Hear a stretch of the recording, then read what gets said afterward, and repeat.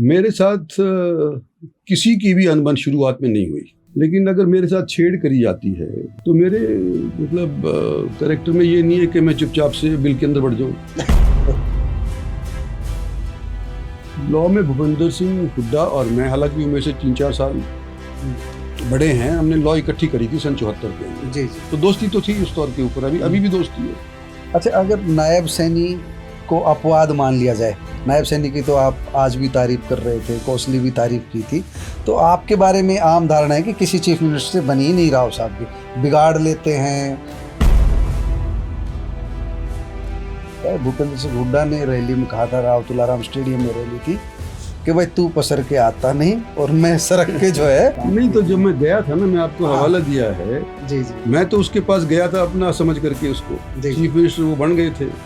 तो जब मेरे साथ इस तरह का सलूक हुआ उसने, तो मैं दोबारा क्यों जाना उसके पास। 5 साल के बाद मेरे को दोबारा सोचना पड़ेगा कि आगे लड़ना चाहिए नहीं लड़ना चाहिए, और वो इस चीज़ के ऊपर निर्भर है कि मेरी बेटी की जान कौन कितनी खींचता है। बिल्कुल, इस क्षेत्र ने संघर्ष किया, इस क्षेत्र के नेताओं में अगर किसी ने किया तो उनमें से एक मैं भी हूँ जी। और अगर मैं ये संघर्ष नहीं करता तो ना तो ये जाटपाली के अंदर सेंट्रल यूनिवर्सिटी मिलती, ना सैनिक स्कूल मिलता, ना एम्स मिलता। और एम्स का तो अनाउंसमेंट होने के बाद भी इतना ज़बरदस्त माहौल बना दिया कि ये बन ही नहीं सकता। एक बार जब मनोहर लाल जी का बयान आया था यहाँ पर मसानी बैराज पर जाकर के, उन्होंने दिया था कि ये फिजिबिलिटी इसकी चेक नहीं कर पाए थे हम सही से, गलती हो गई। तब राव साहब को कहीं लगा था कि अब तो एम्स जो है हाथ से जाने वाला है? मेरे को ये लगा कि मैं अकेला रह गया। कोशिश ये करी जाती है कि अगर इंद्रजीत सिंह को श्रेय ना मिले तो बेहतर होगा, ये कोशिश लेकिन कर रहे हैं। लेकिन इंद्रजीत सिंह को नहीं, हमको श्रेय मिलना चाहिए इस बात का। मोदी ने कहा कि तू क्या कर रहा है यहाँ पे, इंसाफ मंच बना रहा है, ये कुछ कहानी कुनी कुछ नहीं होती इनकी, छोटी मोटी पार्टी होगी। और चीफ मिनिस्ट्री अगर मेरी गोदी में पड़ जाएगी तो ले लूंगा, नहीं तो कोई बात नहीं। के बारे में एक आम चर्चा है, जैसे अपने राजनीतिक दुश्मन को ठिकाने लगा ही देते हैं। पहले एक बार आप करके आए थे, जो कोसली में करके आए थे, तो कोसली में आपने जगदीश यादव को टारगेट करके जो खुला कहा था कि जो पार्टी में भेड़िया आ गए उनको हम नहीं रहने देंगे, जो टिकट नहीं लेने देंगे। आपकी बात भी पूरी हुई, लेकिन कोसली में जो रैली थी उसमें आपने एक बहुत बड़ी बात कही थी कि भाई अलग अलग राह पर चल लिए वो लोग, सब लोग आ जाओ, अब मेरा किसी से विरोध नहीं। उसके पीछे कौन थे? जो है हुड्डा साहब चीफ मिनिस्टर बन गए थे, उससे पहले इसका कार्यक्रम शुरू हो गया था जब चौटाला साहब चीफ मिनिस्टर थे जी। तो उन्होंने रोहतक को साफ कर दिया था, उनकी आपस में नहीं बनती होती, तो उन्होंने रोहतक को साफ कर दिया था। तो मुझे डर था कि ये महेंद्रगढ़ को साफ ना कर दे। तो मैं मनमोहन सिंह जी को जाके बोला, उसका बड़प्पन है, उन्होंने मेरे सामने टेलीफोन किया जो परिसीमन आयोग के चेयरमैन थे उनको, कि भाई मतलब नाइंसाफ़ी नहीं होनी चाहिए। फिर जाकर के मैं मिला भी, बड़े अच्छे ढंग से मेरे से मिले, और परिणाम ये हुआ कि हमारे को 3 जगह तंग किया। भूपेंद्र सिंह हुड्डा के प्रभाव में ही रहे वो।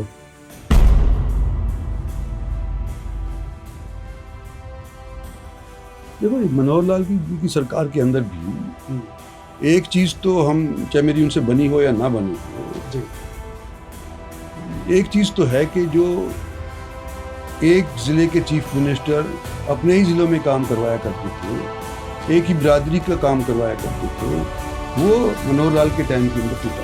वो टूटा, हाँ, क्योंकि उस टाइम 40 दिन से अनबन हो रही थी। जी। तो उन्होंने कह करके राव साहब वापस बैठे, निंजा जी फिर खड़ी हो गई। अच्छा। और मैं कहा जी मैं बाहर से मदद नहीं चाहती। जी। और उन्होंने झोली फैलाई कि मुझे तो भाई की मदद चाहिए, मेरा पार्टी के अंदर अपनी पार्टी को विलय करो। अच्छा। तो अब वो फंस गए। तो जब वो फंस गए तो विलय करनी पड़ी उसके सबके सामने। जो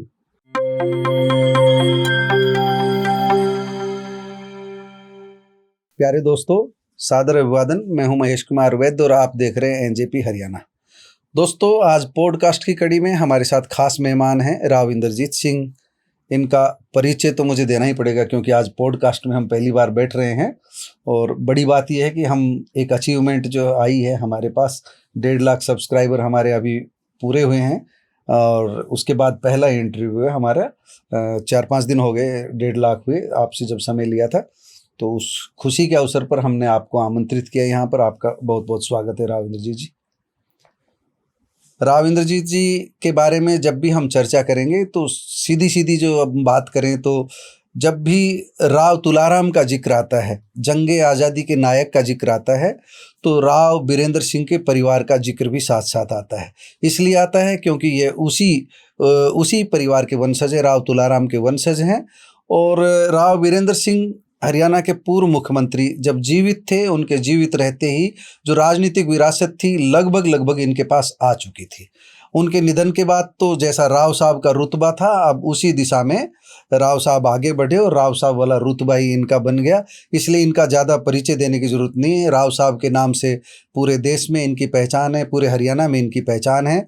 कुछ समय पहले तक लगता था कि ये अहीरवाल के एक सीमित दायरे में सिमटे हुए हैं, लेकिन राव साहब ने अपने कार्यकर्ताओं के माध्यम से लोगों को उड़ान भरना सिखाया और बताया कि हम अपना दायरा सिर्फ रेवाड़ी और गुरुग्राम तक सीमित नहीं रखेंगे, केवल गुरुग्राम लोकसभा तक सीमित नहीं रखेंगे, हमको आगे भी जाना है। निगाहें चीफ मिनिस्टर की कुर्सी पर टिकी रही, लेकिन दाव नहीं लगा, अभी तक तो लगा नहीं है अभी।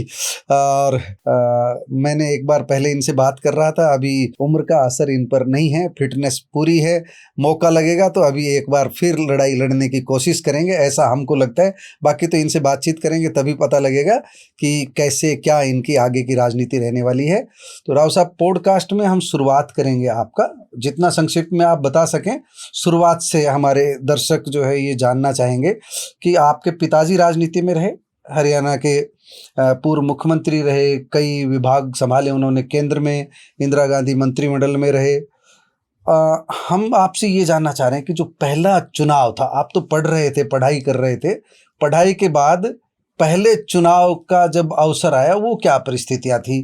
पहला चुनाव जो आपको एमएलए का लड़ना पड़ा, उन परिस्थितियों के बारे में जानना चाह रहे थे। सन 77 के अंदर मैं YS चिटले नाम के एक वकील के साथ बतौर जूनियर एक डीड राइटर के तौर पे काम कर रहा था। मैंने वकालत पूरी कर ली थी और मेरी मंशा तो ये थी कि आने वाले समय के अंदर मैं वकील। ग्रेजुएशन सेंट स्टीफेंस से हुई थी? नहीं, हिंदू कॉलेज से। हिंदू कॉलेज से फिर मैंने लॉ करी जी। 74-75 के अंदर मैंने लॉ करी। उसके बाद जब इमरजेंसी आई तो कुछ लॉ शॉ तो थी ही नहीं जी। 77 के अंदर जब मैं उनके साथ प्रैक्टिस कर रहा था, लास्ट दिन नॉमिनेशन फाइल करने का जब था जी, उस टाइम मेरे को खबर लगी कि भाई आपको रेवाड़ी 3 बजे से पहले पहुंचना है। अच्छा। अब वो बाद में मालूम चली कि मेरे को क्यों पहुंचना है। बाबूजी का फरमान आया राव साहब का। उस सुबह उन्होंने, मतलब हमारी पार्टी खुद की थी, मेरे बाबूजी की विशाल हरियाणा पार्टी थी, तो उस टाइम हमारे एमएलए ज़्यादा थे, कांग्रेस के एमएलए बहुत कम हुआ करते थे। जी जी। तो उस टाइम जो जाटूसाना नाम का हल्का था, जी जी, उनके लोगों से, बड़े बूढ़ों से सलाह मशवरा करने के लिए उन्होंने एक मीटिंग बुलाई। जी जी। उसके अंदर पूछा गया कि भाई किसको तुम्हारे यहाँ से हम खड़ा करें अपनी पार्टी से। तो वहाँ पर लोगों का सबका इखलास राय बन करके ये कहा कि भाई इंद्रजीत सिंह को तुम खड़ा करो, क्योंकि मैंने उनके यहाँ लोकसभा के इलेक्शन के अंदर कैंपेन किया हुआ था, कैंपेन किया, पहचान बन चुकी थी। उस टाइम राव साहब खड़े हुए थे, तो मैं वहाँ पे काम किया था, तो उन्होंने मेरा नाम ले दिया। तो मेरे को खबर लगी, मैं कहीं गुड़गांव की तरफ जा रहा था जी। तो नक्के पे, नाक जो महरौली वाला नाका है, वहाँ पर लोगों ने मेरे को रोक लिया पुलिस के माध्यम से। अच्छा। और बोला कि जी तुम गुड़गांव नहीं, अब सीधे रेवाड़ी पहुंचो। आपको याद किया जा रहा है। तो मैं जब रेवाड़ी पहुंचा तो कागज कुगज सब तैयार थे, बोले यहाँ दस्तखत करो और एसडीएम के यहाँ के पेश हो जाओ, तुम्हारे को अपनी पार्टी का कैंडिडेट बना दिया जाता है। तो कर्नल महासिंह हुआ करते थे जी जी जी, उस टाइम के ऊपर, कांग्रेस पार्टी के। तो उनके खिलाफ मैंने इलेक्शन लड़ा, मैं जीत गया। जी जी, शुरुआत हुई। जी जी। तो वो कितनी उम्र थी उस समय? 26 साल की। 26 साल। तो मेरे ख्याल से उस समय सबसे कम उम्र के विधायक रहे। उस टाइम शायद मैं सबसे कम उम्र का था। तो जैसे आपने विशाल हरियाणा पार्टी से चुनाव लड़ा, फिर वो क्या परिस्थितियां बनी कि पूरा जो कांग्रेस में शामिल होना पड़ा, क्या परिस्थितियां बनी और वो कितने समय बाद ऐसा हुआ? उसी टाइम की बात है कि इंदिरा जी जी जी जब जेल गई थी, जी जी उसके बाद पहला जलसा उन्होंने मेरे पिताजी से बातचीत करके रेवाड़ी के अंदर शुरू किया। और मेरे पिताजी का ये मानना था उस टाइम के ऊपर कि भाई महिला ही थी, जी इसको सज़ा मिल गई, इसको जेल भेजने की क्या ज़रूरत थी। जी जी जी तो उन्होंने कहा कि भाई हाँ हमारे यहाँ पे आ जाओ। तो इंदिरा जी डर रही थी उस टाइम के ऊपर कि भी मैं आऊँगी तो कोई अंडा फेंक देगा, कोई टमाटर फेंक देगा, इस तरह की मतलब सूरत के अंदर उन्होंने कहा कि नहीं आप हमारे यहाँ पे आओगी, हमारी छाती पे चढ़कर कोई आ गया तो आएगा, नहीं तो आपको महफूज बुलाएंगे, महफूज ही मतलब एश्योर किया कि कोई चिंता नहीं, आइए आप जो है। तो हमारे पास उस टाइम 6 MLA हुआ करते थे, विशाल हरियाणा पार्टी कांग्रेस के 2 हुआ करते थे और एक बाबू जगजीवन राम का था। जी जी तो 10 के ऊपर वो कहते हैं कि लीडर ऑफ द ऑपोजिशन बनता है। जी जी तो वो चौधरी देवीलाल ने बनने नहीं दिया, अच्छा 10वां उन्होंने करने नहीं दिया। तो पूरा नहीं हो रहा था। 9 पे तो वो इंदिरा जी जब यहाँ पे आई जलसे के अंदर, जी तो राव साहब लास्ट में बोल रहे थे, जी उससे पहले इंदिरा जी बोली कि भी मुझे भाइयों की ज़रूरत है और ये वो जो भी राजनीतिक बात जी होती जी है, जी जी उन्होंने कहा कि मेरे को मेरी मदद करो। तो उसके बाद राव साहब बोले, उन्होंने कहा कि भाई हम आपकी मदद करने को तैयार हैं, क्योंकि उस टाइम चौधरी देवीलाल से अनबन हो रही थी। जी जी जी जी तो उन्होंने कह करके जब राव साहब वापस बैठे, इंदिरा जी फिर खड़ी हो गई। अच्छा अच्छा और मैं कहा जी मैं बाहर से मदद नहीं चाहती। जी जी और उन्होंने झोली फैलाई कि मुझे तो भाई की मदद चाहिए, मेरा पार्टी के अंदर अपनी पार्टी को विलय करो। अच्छा अच्छा तो अब वो फंस गए। तो जब वो फंस गए तो विलय करनी पड़ी उसके सबके सामने। जो मतलब बड़ी बात, हाँ मतलब पहले ये तय नहीं हुआ था कि विलय होगा। हाँ, जलसे की तो तय हो गई थी। जलसे की तय हो गई थी, बुलाया गया था वहां पर। जी, जी। इंदिरा जी ने फिर जब जिस तरह से मतलब वो तो पॉलिटिशियन तो थी ही ना, आपातकाल के बाद जरूरत भी थी उनको, मेरे ख्याल से जरूरत थी। किसी तरह तो पहला जलसा जो था वो रेवाड़ी में किया। उसके बाद तो फिर आप जानते हैं और जगह जाना शुरू हुआ। 80 के अंदर दोबारा से कांग्रेस पार्टी की सरकार बन गई। तो उस समय भगवत भक्ति आश्रम या रामपुरा हाउस गई थी इंदिरा गांधी? हमारे घर आके खाना खाया था। अच्छा, घर पर खाना हाँ, घर पे खाना खाया था। खाना खाने के बाद फिर वो जलसे के अंदर गई थी और उसके बाद फिर वो दिल्ली के लिए वापस रवाना हो गई। तो राव साहब, आपने तो आपके परिवार की राजनीति को देखा है। रामपुरा हाउस से बाहर भगवत भक्ति आश्रम है, अभी भी देखते हैं, गौशाला है, एक बहुत बड़ा इतिहास इनका है। तो हम सुनते हैं जो भगवत भक्ति आश्रम का जो इतिहास है, इंदिरा गांधी ने जो छुआछूत का महात्मा गांधी ने जो छुआछूत का आंदोलन शुरू किया था, उससे पहले भी आसपास के हम सुनते हैं जो अनुसूचित जाति के थे, गोलिया की वगैरह में। मैं यहाँ एक इंटरव्यू कर रहा था, डॉक्टर ML रंगा बता रहे थे कि उस समय छुआछूत खत्म कर दी गई थी उस समय। तो वो क्या आपने देखा नजदीक से वो दौर? मैं तो खैर उस टाइम तो खैर छोटा था। जी जी। लेकिन मेरी बुआ से, मेरी भाई सुमित्रा देवी थी, वो MLA बनी एक बार, निर्विरोध बनी थी रेवाड़ी से। तो वो देखभाल किया करती थी। और वहाँ पे हमारे पास ये महात्मा लोग थे। तो संत परमानंद जी महाराज, मेरे दादा जो थे ना, वो लाहौर कैप्टन बलबीर सिंह जी, वो लाहौर के असेंबली के सदस्य थे जब जॉइंट पंजाब हुआ करता था। पाकिस्तान वाला भी पंजाब और हरियाणा वाला भी पंजाब, जिसमें हरियाणा मतलब हरियाणा भी उसमें शामिल था। जी जी। तो वहाँ पर उनको संत परमानंद जी मिल गए और उनको उन्होंने कहा कि भी हमारे पास ज़मीन है, आप आ जाओ, हम आपको आश्रम के लिए ज़मीन दे देंगे, जी जी, गौचर भूमि के लिए दे देंगे। तो हम वहाँ पे आश्रम के लिए 100 एकड़ और 500-600 एकड़ मेरे ख्याल से गोचर भूमि के लिए जिन्होंने उनको वायदा किया। तो वो आए गए यहाँ पे और उनकी समाधि आश्रम के अंदर ही हुई। तो उस टाइम के ऊपर ये शुरुआत हुई थी जो मेरे दादा के टाइम के ऊपर। तो मेरी जो बुआ थी सुमित्रा देवी और उनकी जो बहनें थीं, वो सारी की सारी आश्रम के अंदर ही पढ़ा करती थी, वहीं पढ़ा करती थी। और जो ये कमज़ोर जात के लोग थे, जो इनको बाद में हरिजन महात्मा गांधी जी ने दर्जा दिया, उनके साथ बैठ करके तख्ती के ऊपर, मतलब अनटचेबिलिटी नहीं थी, बिल्कुल भी नहीं थी, उसको खत्म किया गया था आश्रम में। जो विडोज और अनटचेबिलिटी, इसको खत्म करने का प्रयास। वो नारी शिक्षा का, मैं मीरपुर गांव में था एक बार, जब कोई बता रहा था कि मीरपुर की कई महिलाएं यहाँ पढ़ी थी जो उस दौर में।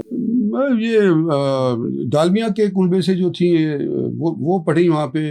और भी कई बड़े बड़े जो नेतावाद के अंदर बन गए, जी वो सारे यहाँ पे आश्रम में आकर के रहा करते थे। तो मतलब ये है कि आपको बचपन में ये संस्कार वगैरह तो आपने नजदीक से देखे, आपके फादर साहब ने भी संभाले। हाँ। उसके बाद जो दौर पहला आया, पहला एमएलए बनने के बाद पहली बार, तो मंत्रिमंडल में जगह मिली आपको? नहीं, मैं 77 में नहीं बना मंत्री। मैं उसके बाद फिर 82 में जीता, फिर मैं नहीं बना।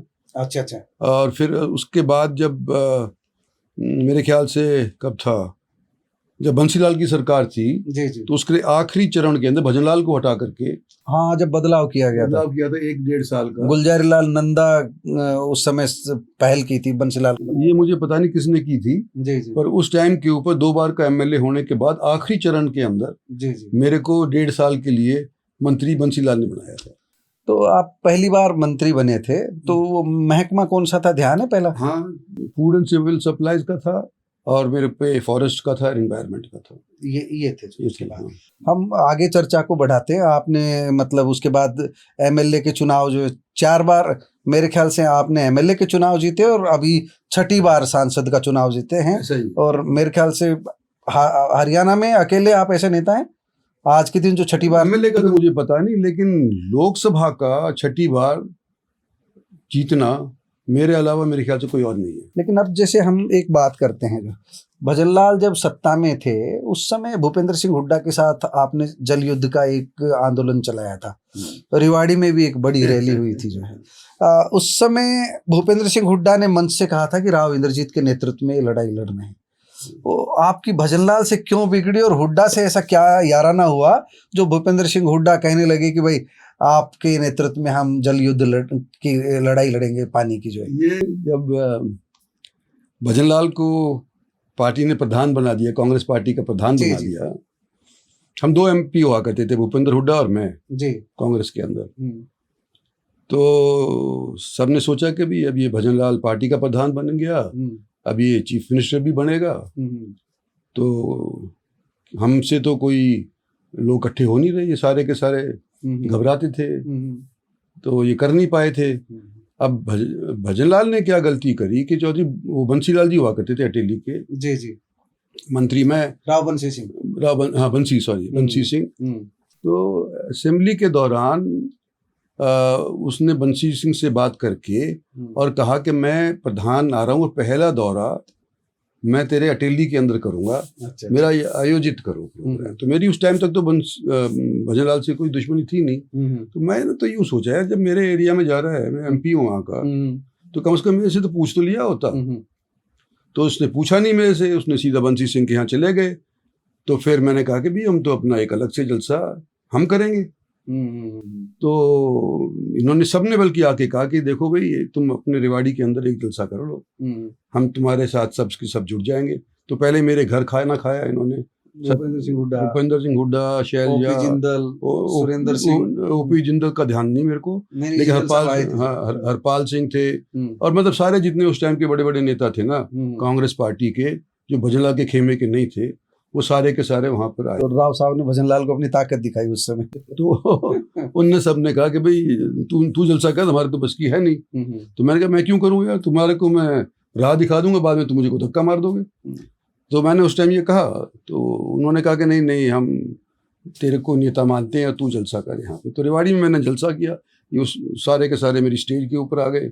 इन्होंने सबने यूँ कहा कि हम राव साहब के साथ हैं और इनको लीडर मानते हुए हम आगे का दौर इलेक्शन वगैरह लड़ेंगे। तो पहले जलसे के अंदर तो मेरे को लीडर मान लिया सबने। दूसरा जलसा हुआ फिर झज्जर के अंदर जी, तो वहाँ पर मेरे को लीडर मानने की जगह थोड़ा सा डिमोशन करते हुए ये कह दिया कि ये हमारे जल प्रबंध का जो है शाखा उसका लीडर है, उसका लीडर बनाएंगे। तो तीसरे में जब वो बुलाया तो मैं गया ही नहीं उसके अंदर। अच्छा। तो बाद में नजदीकी बनी भजनलाल से, उसके बाद कभी नहीं बनी? नहीं, भजनलाल से नजदीकी नहीं बन पाई। मेरे भजनलाल की दोस्ती मेरे पिताजी से थी। जी जी। तो मेरे को तो वो मेरे साथी जितने भी एमएलए थे उस टाइम पे, उन सबको तो वो काटते थे, और राव साहब को वो पपोल लेते थे, राजी तो राजी कर लेते थे। तो हमारी बड़ी संकट वाली स्थिति थी उस टाइम के ऊपर, ना घर के रहे ना घाट के रहे, खुले में उसके साथ हम कुछ कह भी नहीं सकते थे, क्योंकि बाबूजी का फतवा था कि भाई तुम मिल करके चलो, नहीं बनी बात। अच्छा, अगर नायब सैनी को अपवाद मान लिया जाए, नायब सैनी की तो आप आज भी तारीफ कर रहे थे, कोसली भी तारीफ की थी, तो आपके बारे में आम धारणा है कि किसी चीफ मिनिस्टर से बन ही नहीं राव साहब की, बिगाड़ लेते हैं और कोई इनके काम करता नहीं, फिर बिगाड़ देते हैं, फिर इलाके का भला नहीं होता। राव इंद्रजीत इस बारे में क्या कहेंगे? मेरे साथ किसी की भी अनबन शुरुआत में नहीं हुई, लेकिन अगर मेरे साथ छेड़ करी जाती है जानबूझ करके, जिस पार्टी को या जिस सदस्य को मदद करने के लिए मेरा योगदान लिया जाता है और वही मेरी मार्फत भी एक थोड़ी सी दी हुई ताकत को मेरे खिलाफ ही इस्तेमाल करता है, तो मेरे मतलब कैरेक्टर में ये नहीं है कि मैं चुपचाप से बिल के अंदर बढ़ जाऊं। तो फिर मेरे को वापस करना पड़ता है, तो फिर वो अनबन हो जाती है।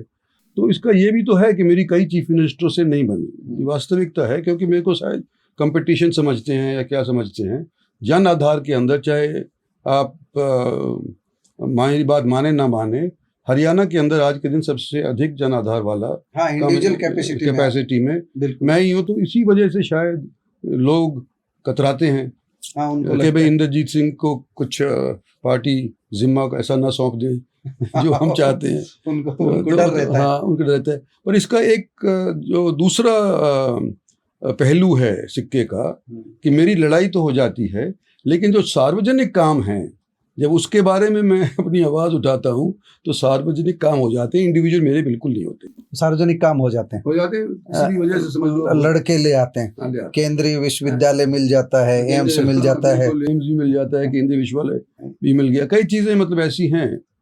तो हाँ, लेकिन कोशिश की जाती है श्रेय दूसरे को मिल जाए।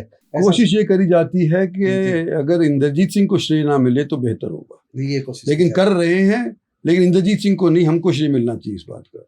अच्छा, हम सुनते हैं कि आपने जब कांग्रेस छोड़ी थी, भाजपा में आने का मन बनाया था, उससे कुछ समय पहले भूपेंद्र सिंह हुड्डा की और आपकी अंडरस्टैंडिंग बन चुकी थी कि भाजपा में चलेंगे, जो ऐसा कोई सच है इसमें? नहीं, कोई सच नहीं। तो आपने व्यक्तिगत निर्णय था जो आपका? नहीं, मेरी तो देखो भूपेंद्र सिंह हुड्डा से अनबन तो जग जाहिर है, मैंने तो इंसाफ मंच बना लिया था। जग जाहिर तो है, इंसाफ मंच तो काफी समय बाद बनाया, लेकिन आप तो एक साथ सहपाठी रहे, कई साल, कई दिन तक रहे। लॉ की पढ़ाई रही थी ना साथ आप? लॉ में भूपेंद्र सिंह हुड्डा और मैं, हालांकि वो मेरे से 3-4 साल बड़े हैं, हमने लॉ इकट्ठी करी थी सन 74 के अंदर। जी। तो दोस्ती तो थी उस तौर के ऊपर, अभी भी दोस्ती है। दोस्ती में गांठ कहाँ पड़ी भूपेंद्र सिंह हुड्डा से? मैं एक दिन यहाँ के काम लेकर के और भूपेंद्र सिंह हुड्डा के दफ्तर में चला गया जी। तो जैसे टेबल पे चीफ मिनिस्टर बैठे होते हैं, उसके साथ इर्द गिर्द ये अफसर होते हैं, तो मैंने सोचा कि इनको निपटा करके और ये मेरी बात सुनेगा। थोड़ी देर के बाद विनोद शर्मा आए, विनोद शर्मा भी बैठ गए। अफसरों को निपटाने के बाद उसने विनोद शर्मा को बुलाया, बोल भाई क्या तेरे काम है?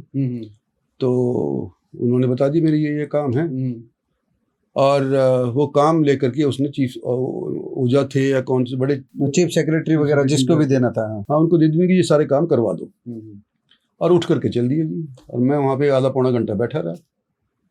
आप सोच रहे थे आएंगे वापस? नहीं, मैं ये सोच रहा था कि मेरे को भी बुलाएगा, कि मैं मेरे को सामने बैठा हुआ हूँ, विनोद शर्मा मेरे बाद में आया है, उसको तो बुला लिया इसने और मेरे को बुलाया नहीं। और विनोद शर्मा से बात करने के बाद उठ करके और दरवाजे की तरफ चल दिया जी। तो मैंने जो काम लेके आया था, मैंने कहा भूपी रुक, मेरे भी काम है कुछ, तो सुन तो ले। क्या है बता? तो वो मैंने जो पकड़ा दिया उसको। तो आप दोस्ती में भूपी कह देते थे? हाँ, भूपी, अभी भी कहता हूँ उसको, भूपी कहता हूँ। ठीक है। तो वो उसने मेरे से हाथ से लेकर के, और वो जो भी अफसर था, वो मिस्टर ओझा थे या कौन थे, मेरे जिसको ध्यान नहीं है, उन्होंने इसके बारे में बाद में बात करेंगे, कुछ ट्रांसफर वगैरह थे। तो मैंने कहा इसके मन में तो खोट है। तो जब से ही मतलब अनबन शुरू हो गई। तो जब से अनबन मतलब ये है कि वो भी चाह रहे थे कि दबाना कहीं ना कहीं, जो है मेरे को दबाना चाहते थे या परे करना चाहते थे। तो एक मुझे रेवाड़ी की रैली का एक डायलॉग याद है, एक आध अक्सर इधर उधर हो सकता है। भूपेंद्र सिंह हुड्डा ने रैली में कहा था, राव तुलाराम स्टेडियम में रैली थी, कि भाई तू पसर के आता नहीं और मैं सरक के जो है वो था, मतलब उनका ये था कि भाई आप आते नहीं उनके पास काम नहीं, के तो जब लिए। मैं गया था ना, मैं आपको हाँ। हवाला दिया है, जी जी मैं तो उसके पास गया था अपना समझ करके, उसको जी चीफ मिनिस्टर वो बन गए थे। जी जी तो जब मेरे साथ इस तरह का सलूक हुआ उसने, तो फिर दोबारा क्यों जाना उसके पास? जी जी जो जी। जैसे अंग्रेजी में कहावत है, फूल मी वंस हाँ, 2 बार शेम ऑन यू, सेम होनी। फूल मी ट्वाइस जी शेम ऑन मी। सेम होनी, हाँ ठीक बात है जी, बहुत अच्छी बात। एक हम जैसे ये मानते हैं जो अहीरवाल बेल्ट को, पूरे दक्षिण हरियाणा को जो बड़ी योजनाएं मिली, स्ट्रगल बहुत हुआ, चाहे सैनिक स्कूल रहा, वर्षों वर्षों तक फाइल चलती रही, चाहे इंदिरा गांधी यूनिवर्सिटी हुई, चाहे सेंट्रल यूनिवर्सिटी का भी एक बार रोहतक जा रही थी ऐसा सुना था, एग्जिस्टिंग यूनिवर्सिटी को ही उसको दर्जा दे रहे थे, बाद में शायद संसद में इसके बारे में दूसरा नियम बनाया गया। तो वो आपको लगता है कि यहाँ को जो परियोजनाएं जो दी गई है उनके लिए स्ट्रगल करना पड़ा, उदारता पूर्वक कुछ नहीं मिला इस क्षेत्र को? बिल्कुल, इस क्षेत्र ने संघर्ष किया। इस क्षेत्र के नेताओं में अगर किसी ने किया तो उनमें से एक मैं भी हूँ। जी जी और अगर मैं ये संघर्ष नहीं करता तो ना तो ये जाटपाली के अंदर सेंट्रल यूनिवर्सिटी मिलती, ना सैनिक स्कूल मिलता, ना एम्स मिलता। और एम्स का तो अनाउंसमेंट होने के बाद भी इतना ज़बरदस्त माहौल बना दिया कि ये बन ही नहीं सकता। तो एक बार जब मनोहर लाल जी का बयान आया था यहाँ पर मसानी बैराज पर जाकर के, उन्होंने दिया था कि ये फिजिबिलिटी इसकी चेक नहीं कर पाए थे हम सही से, गलती हो गई, तब राव साहब को कहीं लगा था कि अब तो एम्स जो है हाथ से जाने वाला है? मेरे को ये लगा कि मैं अकेला रह गया, लेकिन इसका मतलब ये नहीं है कि मैं अकेला इसको पार नहीं चढ़ा सकता, क्योंकि केंद्र के अंदर मेरे को मान सम्मान उस दिन भी मिल रहा था, आज के दिन भी मिल रहा है। नरेंद्र मोदी, अमित शाह, राजनाथ सिंह, प्रधानमंत्री के मतलब वजह से ही मैं सीधा पार्टी ज्वाइन किया था। जी जी तो हो सकता है कि हरियाणा के कुछ नेताओं को सीधा ज्वाइन करना अच्छा नहीं लगा और राजनाथ सिंह ने मेरे को ज्वाइन करवा दिया था।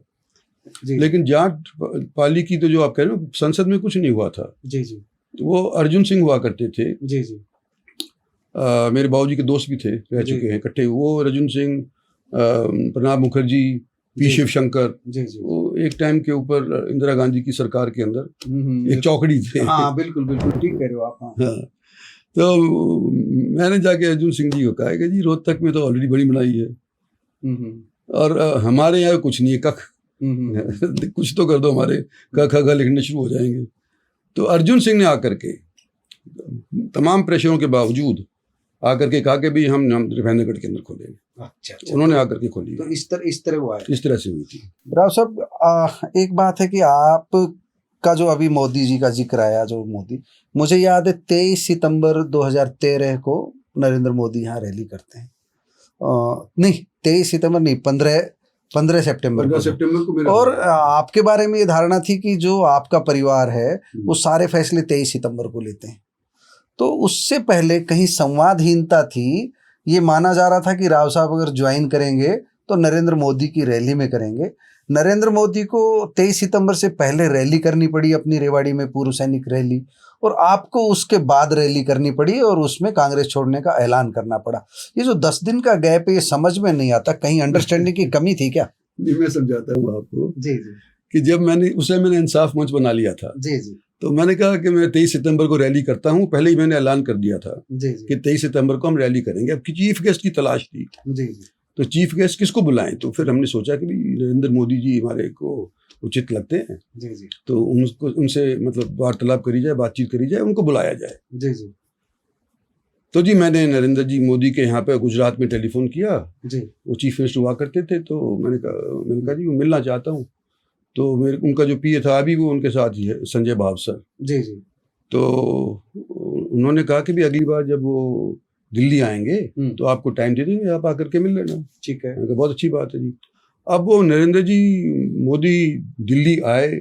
मैं एक सांगला जगह है हिमाचल के अंदर, जी जी दिल्ली से कोई 14-15 घंटे दूर है। अच्छा अच्छा। और हवाई जहाज हमारे पास था नहीं, तो रोड से ही जाना पड़ता है। जी जी तो रामलाल जी हुआ करते थे संगठन मंत्री। जी जी तो चर्चा चल रही होगी बीजेपी के अंदर कि भाई मतलब नरेंद्र भाई मोदी की हरियाणा के अंदर रैली करवाओ। जी जी। तो जब नरेंद्र भाई मोदी दिल्ली आए तो मैं सांगला में था, जी जी। और मेरे को फ़ोन आ गया कि सुबह 9 बजे आप आ जाओ गुजरात भवन। अच्छा अच्छा मैं कहा सारी रात चलूंगा तो भी मैं नहीं पहुंच सकता। अच्छा अच्छा अच्छा। तो मैंने कहा कि मैं नहीं आ सकता। हम्म। तो फिर वो कन्वे, मोदी बुला रहे हैं, राव साहब का फोन है कि मैं नहीं आ सकता। उस टाइम तो चीफ मिनिस्टर थे ना सिर्फ, हाँ उस समय चीफ वो मिनिस्टर प्राइम मिनिस्टर नहीं थे। जी जी जी। ना ही चीफ मिनिस्टर के तौर पे डेजिग्नेट, जी। प्राइम मिनिस्टर के तौर पे डेजिग्नेट हुए थे। अच्छा अच्छा। पर मेरी तो अव्यवस्था थी, मैं कैसे आ सकता था, जी, मेरे पास जी। कोई उन्होंने खटोला था नहीं। हाँ जी हाँ जी हाँ जी। तो मैंने मना कर दिया कि जी मैं नहीं आ सकूंगा इस टाइम के ऊपर, मेरे को 1-2 दिन का टाइम दोगे, जब जाके मैं पहुंच जाऊंगा आपके यहाँ पे, ठीक। यहाँ पर भी बुलाओगे। तो रामलाल जी ने फिर सोनीपत के अंदर एक मीटिंग ली, ठीक है। और उनको धमकाया सारे बीजेपी वालों को, अरे तुम्हारे में कुछ हिम्मत है कि नहीं है, मोदी की रैली करवाओगे कि नहीं करवाओगे। तो फिर उस टाइम के ऊपर और तो ये सारे कोई खड़े हुए नहीं, वो एक्स सर्विस बोले कि जी हम उठते हैं। जी जी। तो एक्स सर्विस वालों ने के नाम से ये रैली हुई जी। वहां पर, फैसला हुआ नहीं। उसके 2 दिन 3 दिन के बाद मेरे को बुलावा आ गया नरेंद्र भाई मोदी के दफ्तर से, अच्छा कि भाई सीएम साहब आ रहे हैं गुजरात भवन, आप आ जाओ। तो जी मैं गुजरात भवन पहुंच गया। जी जी। अब जो मेरा मकसद था कि वो पहली मुलाकात थी आपकी? पहली मुलाकात जी। जो मेरा मकसद था कि भाई 23 सितंबर को मैं इनको बुलाऊंगा चीफ गेस्ट के तौर के ऊपर, मैंने कहा ये तो होता नजर आता नहीं। तो मैंने कहा जी मैं मिलना तो इसलिए चाहता था कि आपको 23 सितंबर को मैं बुलाऊं, मैंने जलसा पहले से ही आयोजित कर दिया है, और आपने पहले और आपकी पार्टी ने उस टाइम, तो मैंने उस टाइम नहीं, अखबार में आ गई थी कि मोदी जी का 15 सितंबर को जलसा हो जाएगा। जी जी। तो मैंने कहा जी अब मकसद तो मेरा ये है कि आपको वहाँ बुलाऊं मैं, लेकिन आपने पहले आपकी पार्टी ने पहले तय कर दिया है। तो थोड़ा सा कंफ्यूजन सा मेरे को लगा कि मोदी जी ने कि भाई अब ये बुला तो रहा है, क्या करूं मैं। उस टाइम के ऊपर ऐसा लगा उनकी निगाह से मेरे को। तो फिर मैंने खुद ही कहा कि देखो ऐसा है जी, आप तो जब वायदा हो गया आपकी पार्टी की तरफ से, आप करो, हम सहयोग करेंगे आपके जलसे के अंदर। लेकिन जो 23 सितंबर का जो जलसा है वो मेरे को करना पड़ेगा। ठीक है। क्योंकि अगर मैं नहीं करता हूँ तो फिर मेरी थूथू होएगी, और कहीं जो मैं अगर करता हूँ उसको और वो कामयाब हो जाता है, जैसे आमतौर पर रहा है मेरा 23 सितंबर का जलसा, जी जी। तो कहीं आप ये ना महसूस करो कि मेरी बराबरी अच्छा वो दिखाइए इंद्रजीत सिंह करने की कोशिश कर रहा है। जी जी। ये मैंने पहले से आयोजित किया हुआ था। तो आपसे माफी चाहूंगा, अगर आप नहीं आते तो 23 को मुझे जलसा ये करना पड़ेगा। उन्होंने कहा ठीक है चलो मैं कर लेता हूँ, और तुम इसमें सहयोग कर लेना, और मुझे ये बताओ कि भाई तुम क्या कर रहे हो आजकल। मैं कहा जी मैं तो कांग्रेस छोड़ने की एलानिया बात कह चुका हूँ, मैं तो पहले इंसाफ मंच के ऊपर। वो राहुल गांधी कभी फिर बताऊंगा आपको क्यों इस तरह से हुआ था। तो राहुल गांधी से भी नहीं बनी थी मेरी। तो एक लाइन तो बता ही दीजिए आज। एक लाइन तो बता ही दीजिए। चलिए पहले मोदी जी का बात पूरा। हाँ, तो मोदी जी ने कहा कि तू क्या कर रहा है यहाँ पे, इंसाफ मंच बना रहा है, ये कुछ कहानी कुनी कुछ नहीं होती इनकी, छोटी मोटी पार्टी होगी। तो तू ज्वाइन कर लेना बीजेपी। तो मैंने कहा जी मैं तो करने को तैयार हूँ, अगर आप कहते हो तो मैंने कहा कि मैं कल ही कर लूंगा अगर आप कह रहे हो तो उन्होंने कहा नहीं अभी मत करो, अब मैं बताऊंगा जब करना है। ठीक है। क्योंकि उस टाइम तक वो चल रहा था कि भाई इनको प्रधानमंत्री का कैंडिडेट ऐलान करेंगे या नहीं करेंगे। हाँ। तो वो माहौल बनाने के नजरिए से या किसी भी नजरिए से जी जी। उस टाइम पर उन्होंने मेरे को उस टाइम रोक दिया। ठीक है। और फिर उन्होंने कहा कि भाई 6 महीने बाद करना जो कर। तो मैंने अपनी जन्मदिन मेरा 11 फरवरी का है, तो उस दिन मैं बीजेपी ऑफिस चला गया और वहाँ पे जाकर के ज्वाइन। राजनाथ जी ने ज्वाइन कराया। राजनाथ जी ने ज्वाइन कराया। उसके बाद वो राहुल गांधी का एक छोटा सा बता रहे थे, वो संक्षिप्त में। राहुल गांधी हमारी वो कांग्रेस कोर कमेटी जैसे बीजेपी की होती है ना, वहाँ पर कोर कमेटी होती है। जी जी। तो कोर कमेटी के अंदर मेरी शिकायतें होती रहती थी कि भी इंसाफ मंच कर रहा है, बिना पार्टी से पूछे हुए जलसे कर रहा है, कभी कुरुक्षेत्र में कर रहा है, कभी झांसी में कर रहा है, कभी भिवानी में कर रहा है। तो मेरे जलसे अच्छे कामयाब हो रहे थे, तो इनको चिंता होगी कि भाई यमुनानगर भी बड़ा अच्छा किया मैंने। तो मेरी शिकायतें होती थी। तो सुनते सुनते सुनते वो 11 या 12 आदमी थे, तो सबने किसी न किसी तरह से ढंग से बेढंगे से ढंग से राहुल गांधी को ये कह दिया कि भाई एक बंदा हमारे में से गैर पार्टी गतिविधियां जो है, पार्टी विरोधी गतिविधियों में लग रहा है, तो मेरे से किसी ने पूछा ही नहीं कि मेरा नंबर आया है। लास्ट के अंदर जाकर के जब सबने बात कर ली थी जी तो राहुल गांधी मेरे से पूछने लगा कि भाई तुम क्या कहना चाहते हो। मैंने कहा जी मैं तो जो कहना चाहता था वो मैं आगे कह दूंगा स्टेज पर से, यहाँ कहने का कोई फायदा नहीं, और आधा अधूरा जो कुछ मैं कह चुका हूँ सो मैं पिछले जलसों के अंदर कह चुका हूँ। तो मैं उसके बाद और कुछ आगे बोला ही नहीं। हाँ, उसके बाद जो क्या बोलना था, वो मेरे को दोषी ठहराना चाह रहे थे ना उस टाइम पे। मैं कुछ अपनी सफाई क्यों दूं इनको, इन्होंने ऑलरेडी मन बना लिया मेरे को दोषी ठहराने का। फिर जी वो सितंबर का जलसा आया जी जो आप कह रहे हैं, जी जी, उस सितंबर के जलसे में मैंने ऐलान कर दिया कि मैं कांग्रेस की टिकट पे नहीं लड़ूंगा। पार्टी छोड़ ही दी, पार्टी छोड़ ही दी मैंने। उसके बाद फिर वो एक हुआ करते थे शकील अहमद हुआ करते थे, जी जी जी, पता नहीं आपको याद हो, जनरल सेक्रेटरी हुआ करते थे। हाँ समझ गए, हाँ जी हाँ जी, हाँ हाँ। तो वो आए, उन्होंने कहा जी आप अहमद भाई से मिल लो। मैंने कहा यार अहमद भाई से तो मैं मिला हुआ हूँ, अगर वो आना चाहे तो मेरे घर आ जाओ, उसके घर तो मैं कई बार हो गया हूँ, जी जी, अगर आना चाहे तो मेरे घर आ जाओ। फिर अहमद पर लेकर टेलीफोन आया जी जी, कि भी आप थे तो पावरफुल अहमद भाई पटेल, बहुत पावरफुल थे। इसके सोनिया जी के तो राइट हैंड मैन थे, वही थे, वही। उनकी उसकी शिकायत मैंने करी तो सबसे पहले उसी के पास पहुंच गई। मैंने लिखा जब पार्टी छोड़ी तो मैंने कहा इस तरह से वजह से मैं पार्टी छोड़ने जा रहा हूँ और आपसे जाने से पहले अगर मैं बात करना चाहूँ तो आपको टाइम दो। तो वही चिट्ठी उसके पास पहुंच, अहमद पटेल के पास पहुंच गई। अहमद पटेल ने मेरे को टेलीफोन करे किया, चिट्ठी लिख ली तुमने कांग्रेस प्रेसिडेंट को? मैंने कहा हाँ लिख ली भाई, तेरे को तो आनी नहीं चाहिए थी, अब आ गई तो मुझे यकीन हो गया कि तुम बिल्कुल घर के आदमी हो। बिल्कुल घर के आदमी। तो खैर जो भी था वो कहाँ था मैं, तो यही बस अहमद पटेल का जो, हाँ तो अहमद शकील अहमद आया, शकील अहमद आ गया, हाँ मेरे घर पर पहुंचा। तो मैंने कहा कि अहमद पटेल को मेरे घर भेजो।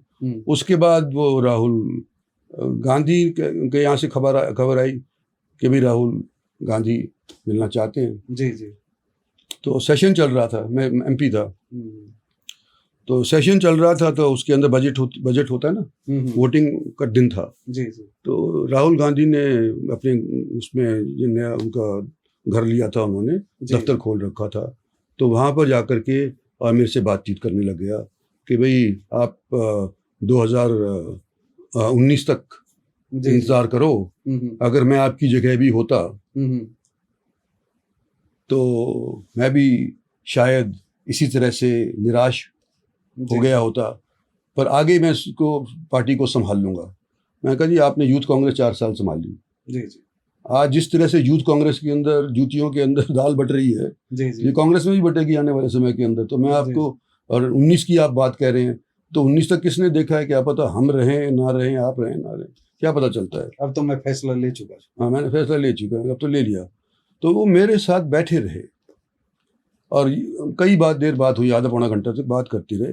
तो वो बीच के अंदर एक वो आया था, एक होते थे हमारे फॉरेन सेक्रेटरी, उनके बेटे थे साहिबजादे, जी वो उनके प्राइवेट सेक्रेटरी के तौर पे काम करते थे। तो उन्होंने कहा कि जी राहुल जी वोटिंग होने जा रही है, उनका थोड़ी देर ठहरो चलते हैं। थोड़ी देर बाद फिर वो आ गए, उन्होंने कहा जी अब तो मतलब फाइनेंस मिनिस्टर बोलने लग रहे हैं, जी जी, अब तो वोटिंग के लिए जाना होगा, चलो। तो उसको फिर धमका दिया उन्होंने कि देखता नहीं मैं बात कर रहा हूँ। तो फिर मैंने कहा यार ये तो फिर मेरे से बात ही करता रहेगा। तो मैंने कहा जी राहुल जी चलना चाहिए। तो फिर मैंने हाथ जोड़े, फिर उठ के मैं चल दिया, पीछे पीछे वो भी आ गया। तो अभी पार्टी छोड़ने के बाद कभी बात हुई है, दुआ सलाम कभी? राम राम अगर कोई मिल जाता है तो मैं कर लेता हूँ। अच्छा अच्छा, एक बात, आपको पार्टी में भाजपा में आए, हम समापन की ओर बढ़ रहे हैं धीरे धीरे, भाजपा में आए, कांग्रेस के बाद, कांग्रेस छोड़ने के बाद भाजपा में आए, भाजपा ने आपको उम्मीद के अनुरूप दिया कि कहीं भाजपा में भी आकर के लगा कि थोड़ा कुछ और मिलना चाहिए? देखो मुझे निजी तौर के ऊपर कोई महत्वाकांक्षाएं नहीं है। आपने शुरुआत में कहा कि चीफ मिनिस्टर की सोच थी, ये चीफ मिनिस्टर का जो ताज है ना, ये कांटों भरा वाला होता है। जी जी, और जैसे लोग कहते हैं कि भाई मैं आराम पसंद हूँ, जी जी, इतनी भागदौड़ चीफ मिनिस्ट्री वाली मैं नहीं करना चाहता। मैं तो सिर्फ इंसाफ पसंद हूँ ज्यादा, जी जी, कि इंसाफ, इलाके के साथ इंसाफ हो, जिस लोगों ने हमारा साथ दिया है उनके साथ इंसाफ हो, तो उसके लिए तो मैं चाहे किसी भी हद तक जाने को तैयार। तब चीफ मिनिस्टर की लड़ाई, चीफ मिनिस्ट्री अगर मेरी गोदी में पड़ जाएगी तो ले लूंगा, नहीं तो कोई बात नहीं। गोदी में पड़ जाएगी तो ये है।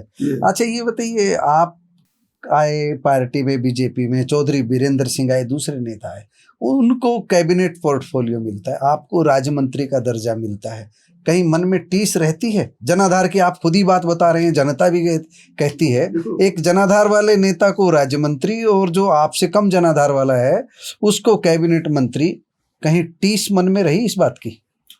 इसमें इसके अंदर कोई शक की बात नहीं कि जो मेरे से जूनियर थे वो पहले मेरे से जूनियर मिनिस्टर बना दिए गए, जो मेरे बराबर थे वो मेरे सीनियर बना दिए गए। लेकिन मुझे अगर टीस थी भी तो मुझे इस चीज़ का तो भरोसा था कि जब मैं इनके पास कुछ बात कहने के लिए जाता हूँ तो मेरी बाइज्जत बात सुन ली जाती है। मैं उसको नज़रअंदाज कर दिया था। चौधरी बीरेंद्र सिंह की बात वो हुई कि वो मेरे से बाद में कांग्रेस पार्टी से छोड़ करके आए। जब मैं कांग्रेस पार्टी छोड़ करके आया था उस टाइम कांग्रेस पार्टी की हिंदुस्तान के अंदर 12-13 प्रांतों के अंदर सरकार हुआ करती थी। जब चौधरी बीरेंद्र सिंह छोड़ करके आए उस टाइम के ऊपर हमारी मोदी सरकार बन चुकी थी। मेरे को ज्वाइन करवाया राजनाथ सिंह ने। जी जी। और जैसे ये कहते हैं कि भाई क्या शर्तें हैं तुम्हारी, तो मैंने कहा मैं बेशर्त आया हूँ। तो बिना शर्त लेकिन आया। अंदर खाने कुछ तो शर्त होगी, 5 टिकटें 6 टिकटें। उम्मीद तो वो कांग्रेस ने कभी सभी कहते हैं कांग्रेस से ज्यादा टिकटें बीजेपी में मिली आपको? हाँ, उसमें कोई शक की बात नहीं है। तो अब दी ना, इस बार ही दी ना, पिछली बार भी दी है इन्होंने। जी जी। तो अब राजनाथ सिंह जिन्होंने मेरे को ज्वाइन करवाया था, जिनके साथ मेरी तालमेल थी, वो जैसे ही सरकार बनी वो पार्टी प्रेसिडेंट से हट गई। अच्छा, आपके बारे में एक अहम चर्चा है, जैसे अपने राजनीतिक दुश्मन को ठिकाने लगा ही देते हैं। पहले एक बार आप करके आए थे, जो कोसली में करके आए थे, तो कोसली में आपने जगदीश यादव को टारगेट करके जो खुला कहा था कि जो पार्टी में भेड़िया आ गए उनको हम नहीं रहने देंगे, जो टिकट नहीं लेने देंगे। आपकी बात भी पूरी हुई, लेकिन कोसली में जो रैली थी उसमें आपने एक बहुत बड़ी बात कही थी कि भाई अलग अलग राह पर चल लिए वो लोग, सब लोग आ जाओ, अब मेरा किसी से विरोध नहीं। उसके पीछे कौन थे? जो है, क्या जगदीश यादव भी उनमें थे कि भाई अब सब मिल करके डेवलपमेंट के लिए काम करेंगे? मेरा पर्सनल किसी से विद्रोह नहीं है, इतना दुश्मनी है। वो तो जो मेरे साथ कोई नाइंसाफी होती दिखता है तो पब्लिक अपने आप ही संभाल लेती है, मेरे को जरूरत ही नहीं है, वो संभाल लेती है। हाँ। अच्छा, परिसीमन पर एक बात जरूर करेंगे आपसे। परिसीमन का आप कई बार मुद्दा उठा चुके हैं। परिसीमन को लेकर के आपने कहा कि अहिरवाल के साथ भेदभाव होता रहा, आगे भी अब परिसीमन होने वाला है। आपका पहले तो क्या शिकायत रही और आगे क्या है? पिछले परिसीमन के अंदर मनमोहन सिंह जी प्रधानमंत्री हुआ करते थे। जी जी। उनकी वजारत के अंदर मैं मंत्री था जी। तो मैंने उनको जाकर के समझाया कि भाई ये परिसीमन आयोग फैसला देने वाला है, एक सरदार जी नाम नहीं लेना चाहता उसका। जी जी। समझ रहे हो आप भी? हाँ, समझ रहे हैं। आप प्रतिवेदन देकर के आए थे? हाँ, उनको दे के भी आए थे। थोड़ी देर हिंदी में बोले थे, बाद में बोले परमिशन ली थी आपने कि मैं अंग्रेजी में। हाँ, तो मैंने कहा ये हमारे साथ गलती हुई, हमारा दुर्व्यवहार हुआ है। जी जी। हमारी करीना का हल्का जो था वो काट दिया, हमारा सालावास का हल्का था सो काट दिया। जी जी। कहाँ 81 की असेंबली के अंदर हमारे जितने दक्षिण हरियाणा के एमएलए हुआ करते थे जी, उससे 2 घट गए। मतलब सीटें 81 से लेकर के 90 हो गई। हर एक जिले के अंदर एक कम से कम जितने भी जिले काट थे, दिया गया। हाँ, मतलब जितने जिले थे सब में एक बढ़ा। जी जी। हमारा ही एक ऐसा जिला था या एक ऐसा एरिया था जहाँ पे 2 सीटें घट गई। एक तो ये सालावासी घट गई, उससे पहले वो करीना वाली पिछले परिसीमन के अंदर घट गई। तो मैंने मनमोहन सिंह को जाके कहा कि जी आप इनको कहो कि मतलब इंसाफ हो। हुड्डा साहब जी जी चीफ मिनिस्टर हुआ करते थे, मुझे डर था। जी जी जी। तो जी जी। तो हुड्डा साहब चीफ मिनिस्टर बन गए थे, उससे पहले इसका कार्यक्रम शुरू हो गया था जब चौटाला साहब चीफ मिनिस्टर थे जी। तो उन्होंने रोहतक को साफ कर दिया था। उनकी आपस में नहीं बनती होती है तो उन्होंने रोहतक को साफ कर दिया था। तो मुझे डर था कि ये महेंद्रगढ़ को साफ ना कर दे। तो मैं मनमोहन सिंह जी को जाके बोला और उनका बड़प्पन है, उन्होंने मेरे सामने टेलीफोन किया जो परिसीमन आयोग के चेयरमैन थे उनको कि भाई मतलब नाइंसाफी नहीं होनी चाहिए। फिर जाकर के मैं मिला भी, बड़े अच्छे ढंग से मेरे से मिले और परिणाम ये हुआ कि हमारे को 3 जगह बांट दिया गया। भूपेंद्र सिंह हुड्डा के प्रभाव में ही रहे वो। बिल्कुल। तो 3 जगह बांट दिया। अभी जैसे अभी बातें आती, अब की बार आप गुड़गांव से चुनाव लड़े, चुनौतीपूर्ण रहा चुनाव, पहली बार जो लगा, तो गुरुग्राम ने तो आपको संभाल लिया, बादशाहपुर ने भी ठीक से संभाल दिया, और गुड़गांव विधानसभा, दोनों विधानसभा सीटों ने सीट ठीक संभाल लिया। लेकिन जो आपका गढ़ जिसको बावल वगैरह, यहाँ आपको थोड़ी कमजोरी का सामना करना पड़ा, आपकी जीत का अंतर कम हुआ। क्या कारण मानते, कहाँ चूक रही? एक हमारा कॉन्स्टिट्यूशन जी रिजर्वेशन देता है। जी ये जो कांग्रेस पार्टी ने अफवाह फैला दी कि 400 पार जी जी अब की बार, जी जी उससे ये उनके दिमाग के अंदर, इनके प्रचार ने कुछ लोगों के ये डाल दिया कॉन्स्टिट्यूशन में ये हेरा फेरी करेंगे, अनुसूचित जाति में विशेष रूप से। अनुसूचित जाति का ये जो रिजर्वेशन है ये खत्म करेंगे, ये ब्राह्मणवाद पार्टी है जी जी और उसके अंदर ये मतलब आरएसएस भी ब्राह्मणवाद है, इस तरह की जो प्रचार कांग्रेस करती है, और ये तुम्हारा कहीं का नहीं छोड़ेंगे। तो ये जो था वो लोगों के दिमाग से निकला नहीं। हमने लाख प्रयास किया लेकिन नहीं निकला। तो उस वजह से जो हमारा एक वोट बैंक है 20%, जो ज़्यादातर मतलब हमारे देहात के हल्के में रहते हैं, हर एक गांव में देखेंगे आप जी कि ये अनुसूचित जाति के लोग जी काफ़ी संख्या के अंदर होते हैं। तो 20% के करीब या 18% के करीब जी, आमतौर के ऊपर इतने। तो ये सारा का सारा वोट बैंक हमारे साथ नाराज हो गया था, 5 MP हमारे हार गए। तो उसका असर रहा है। राव साहब, अब हम समापन की ओर बढ़ रहे हैं। आपकी वो सारे चीफ मिनिस्टर्स के साथ बिगड़ने की बात तो आएगी।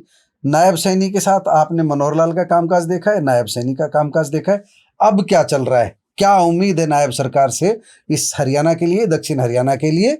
और मनोहर लाल सरकार जो थी वो आपकी उम्मीदों पर कितना खरा उतरी थी, क्या दे पाई जो है?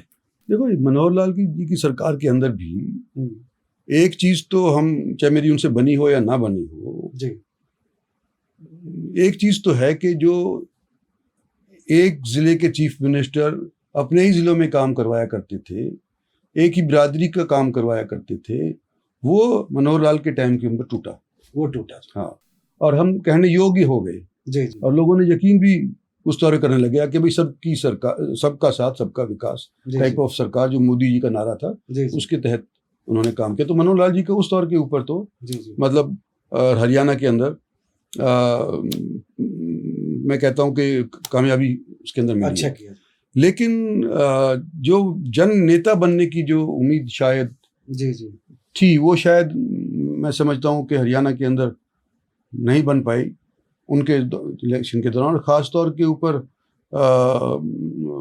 एक विशेष वर्ग के अंदर जो बिल्कुल जी जी जी जाटों के अंदर खास तौर के ऊपर, जी जी जी तो उनकी वोटें नहीं मिली। तो अब वो जो भी काम था उन्होंने किया था, अभी भी उनका प्रभाव है, ये नहीं कह रहा कि प्रभाव नहीं है। जी जी हरियाणा के अंदर मनोहर लाल जी का प्रभाव बरकरार है, ये है। और उनके टाइम के जो चीफ मिनिस्टर ऑफिस के अंदर बाबू लोग थे, जी जी जो बड़े बड़े अफसरों की पद हैं, वो भी अभी तक नू की तू हैं। तो आपके जो ड्रीम प्रोजेक्ट्स हैं सारे के सारे, वो तो मनोहर लाल के मंत्रालय के पास ही है। आपका RRTS है, आपकी जो गुरुग्राम की मेट्रो है, शायद उनके जरिए सिरे चढ़नी है। आपको लगता नहीं कि ज़्यादा डिले हो गया है? वो कॉस्ट बढ़ गया है, जितना डिले हुआ है जी जी उससे कॉस्ट बढ़ गया है। मेट्रो का आप देखो ना, मैंने जिक्र भी किया था आज भाषण के अंदर कि जी, जो 2 साल के अंदर अंदर जी मेट्रो का कॉस्ट डबल हो गया। ये जो रिंग मेट्रो बनाई है हमने जी जी गुड़गांव के अंदर, RRTS का काम डबल हो गया, जी जी और उसमें अंदर कुछ तो डिले हरियाणा सरकार के टाइम के ऊपर हुई, और कुछ मतलब हरियाणा सरकार के लोगों ने, खासतौर पे बाबू ने ये सोचा कि भाई हम ये एक्सपीरियंस हासिल करेंगे मेट्रो गाड़ी बनाने के लिए, चलाने के लिए। तो उस एक्सपीरियंस के अंदर वो एक कंपनी जो भारत सरकार की और हरियाणा सरकार की जी मिल्मा बनी है, जी उसके अंदर ही 1-1.5 साल लगा दिया उन्होंने, टाइम लगा दिया। अगर वो किसी बने बनाए मतलब एक्सपीरियंस, जैसे मेट्रो, दिल्ली मेट्रो है, वो गुड़गांव मीटिंग में तो आप नाराजगी जताई गई, तो अगर उसको दिए होते तो अब तक काम शुरू हो जाता था। अब खंबे तक नहीं शुरू हुए हैं, डिले है, डिले बहुत डिले है। ये। तो राव साहब, अब हम समापन की ओर बढ़ते हैं। एक बात और हमारी रह गई है। आरती राव को जिस समय मंत्री बनाया गया, मंत्रिमंडल का जिस समय सूचीबद्ध किया जा रहा था कि किन किन को लिया जाना है, किसी ने आपसे संपर्क किया? अचानक नाम आया, आपने नाम दिया, आरती राव को लेकर के उम्मीद थी कि नाम आएगा, कैबिनेट में लेंगे, राज्य मंत्री बनाएंगे, कुछ इस तरह की आशंकाएं थी। उस दौर में क्या सोच रहे थे आप? मैं तो इस बार जब ये इलेक्शन हुआ, जी 2 बार आरती के लिए टिकट मांगी थी मैंने, जी जी तो मुझे टिकट आरती की नहीं मिली। जी जी तो मुझे इस बार मैंने कहा कि अब तीसरी बार भी मांगूंगा, नहीं मिलेगी तो कोई फायदा नहीं। जी जी पर मुझे इस बार कहा गया कि इस बार तेरी बेटी को टिकट देंगे, मैं कहा, दे दो। जी जी चला करके इसका मतलब पार्टी ने सुनी, आपकी देरी से सुनी। दे 10 साल बाद सुनी। तो अभी जो कैबिनेट मंत्री जो वो भी पार्टी ने किया, आपने नहीं मांगा? मैंने नहीं मांगा, अपने आप जो किया है। पार्टी तो ने। मतलब बिन मांगे भाजपा दे रही है, 10 साल बाद दे रही है। तो बिन मांगे चीफ मिनिस्टर का पद भी दे सकती है ना, आगे। नहीं, वो तो देखो मेरी उम्र हो गई 75 साल की। जी जी हालांकि मतलब सेहत के अंदर मेरे अंदर कोई ढलान नहीं हुई है, लेकिन आज के दिन नायब सैनी के ऊपर सोचा है, नई पीढ़ी के आदमी को मतलब वो सोचा है। हम आपका आशीर्वाद नायब सैनिक साथ हम है। उम्मीद करते हैं कि जवान आदमी है और ये धीरे धीरे अपने खुद पैरों के ऊपर खड़े होकर के और अपने मन से और दिमाग से सोच करके हरियाणा के हित के अंदर फैसले लेंगे। पार्टी ने 75 का मान करके टिकट नहीं काटी। पार्टी ने कहा कि राव साहब लड़ना पड़ेगा, तो ये बूढ़ा शेर तैयार है। मैं जिस वक्त टिकट लोकसभा की मेरे को मिली, जब मैं मांगी है तो जी कि मैं तो लड़ूंगा, उन्होंने कहा था कि राज्यसभा में चले जा। जी जी मैं कहा नहीं, मैं राज्यसभा पे नहीं जा सकता। हम सारी जिंदगी लड़ करके तो हम लोगों के काम करवाए हैं, राज्यसभा में जाकर के हम नहीं कर सकते। तो मैंने मना कर दिया, मैं तो लड़ूंगा। 75 साल का उस टाइम में नहीं था। जी जी अब 75 साल का होने के बाद मेरे को अभी भी पार्टी ने तो क्या नरेंद्र भाई मोदी ने रख रखा है, वो उनका बड़प्पन है। अच्छा बड़प्पन है उनका। तो आगे राज्यसभा या इस तरह की कभी बातें आएंगी तो आगे क्या? मैं कभी भी जिंदगी में राज्यसभा के अंदर नहीं जाना चाहूंगा, जी कभी भी जिंदगी के अंदर गवर्नर नहीं बनना चाहूंगा। मैदान जंग में लड़ना है, रहेंगे नहीं, जंग में रहेंगे तो मैदान के अंदर ही। जी जी लेकिन इस 5 साल के बाद मेरे को दोबारा सोचना पड़ेगा कि आगे लड़ना चाहिए नहीं लड़ना चाहिए, और वो इस चीज़ के ऊपर निर्भर है कि मेरी बेटी की टांग कौन कितनी खींचता है। मेरा एक सवाल रह गया। आपने ध्यान होगा राव नरबीर सिंह जब चुनाव में भाषण दे रहे थे कि बीजेपी 1 सीट जीत सकती है, नांगल चौधरी। ऐसा सुनते हैं कि राव साहब ने कल्याण कर दिया वहां भाजपा का। मैं इसका नांगल चौधरी मैं जवाब नहीं दे सकता इसका। ठीक है। आपने केंद्रीय मंत्री राव इंद्रजीत सिंह की पूरी बात सुनी। इन्होंने सब कुछ अपने शुरू से लास्ट तक की जो पॉलिटिक्स है अब तक की वो बताई है। भविष्य के इरादे इनके पार्टी पर निर्भर हैं। नरेंद्र मोदी के प्रति आदर भाव व्यक्त करते हैं, वो जैसा चाहेंगे आगे वही करेंगे। भारतीय जनता पार्टी ने बिन मांगे आरती राव को टिकट दी, बिन मांगे कैबिनेट मंत्री बनाया, और जो मुख्यमंत्री की बातें अब तक चलती रही है, इनकी कोई महत्वाकांक्षा नहीं है। नायब सैनी के प्रति इनका पूरा आशीर्वाद है। थोड़ा सा राव के स्वभाव में निश्चित रूप से बदलाव आया है। आशीर्वाद दे रहे हैं युवा को, अच्छी बात है। आपको बहुत बहुत शुभकामनाएं। हमारी तरफ से भी, एनजेपी परिवार की तरफ से बहुत धन्यवाद। एक और चीज़ मैं कह दूंगा आपकी एनजेपी के वास्ते कि जब आपने ये शुरू करी थी जी, मुझे यकीन था कि आपका काम अच्छी ढंग से चल जाएगा। तो मुझे ये यकीन नहीं था कि इतनी जल्दी आप इतनी ज़्यादा व्यूअरशिप हासिल कर लोगे। तो मेरी तरफ से शुभकामनाएं। धन्यवाद साहब, धन्यवाद।